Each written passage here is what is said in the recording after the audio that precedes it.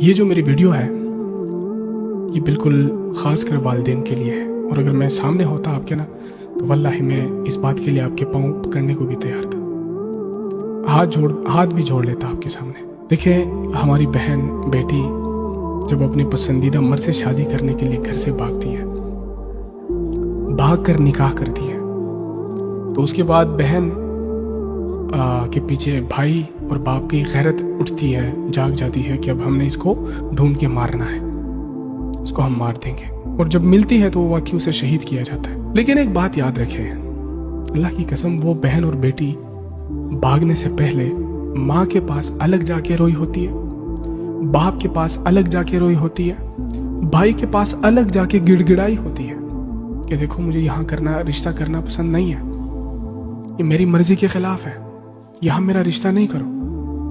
لیکن تب ہمیں اپنی غیرت اور عزت کا جو ہے نا وہ پڑا ہوتا ہے کہ وہی جی غیرت ہے اور عزت، ہم نے زبان دی ہے، ایسی زبانوں کو آپ کاٹ لو جو زبان اللہ کے رسول صلی اللہ علیہ وسلم کے احکامات کو توڑتی ہے، ایسی زبانوں کو جلا دو جو اللہ کے رسول صلی اللہ علیہ وسلم کی بات ماننے سے انکار کرتی ہے۔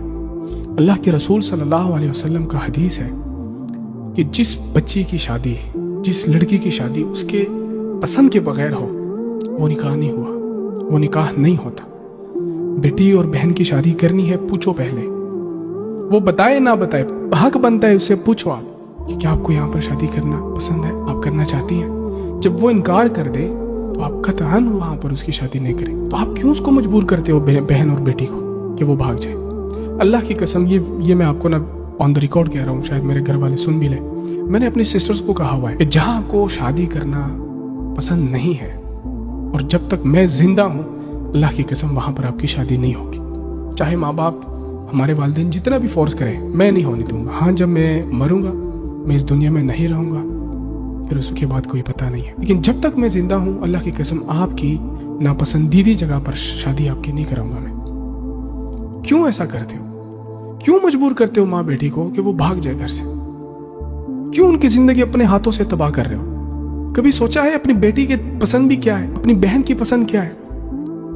یا صرف آپ ہی ہیں جو آپ کو جینا مزہ آتا ہے کہ آپ زندگی کو جی لیں؟ ان کو بھی اللہ نے سورۃ النساء میں بہت ساری آزادیاں دی ہیں۔ اسلام اور دین کے حدود کے تجاوز کے اندر تجاوز نہ ہو تو یہ آزادی صرف آپ کو نہیں ہے، کیا آپ بھی تو تجاوز کر رہے ہیں نا، بہت آگے نکل چکے۔ تو براہ کرم اپنے ہاتھوں سے اپنی بیٹی اور اپنی بہن کی زندگیاں تباہ مت کریں کہ کل کو آپ فضول اور ایک گھٹیا غیرت جا کر آپ کہتے ہیں کہ جی اس نے میری عزت خراب کی ہے۔ عزت اس نے نہیں، تم نے خراب کی ہے اس کی۔ بہت روئی ہوگی، بہت گڑ گڑائی ہوگی، بہت کمرے میں دروازہ بند کر کے آپ کو اس نے احساس دلایا ہوگا کہ میں نہیں کرنا چاہتی یہاں شادی۔ تم کیوں نہیں سمجھتے؟ ایسی زبانوں کو کاٹ ڈالو جو زبانیں تم نے فضول دی ہوئی ہے۔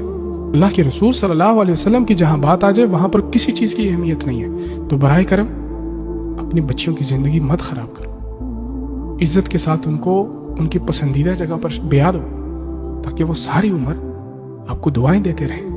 یہ 1-2 سال کی بات تھوڑی ہوتی ہے یار، تھوڑا سمجھو، نہیں تو ہر دوسرے تیسرے گھر میں یہ معاملہ چل جائے گا۔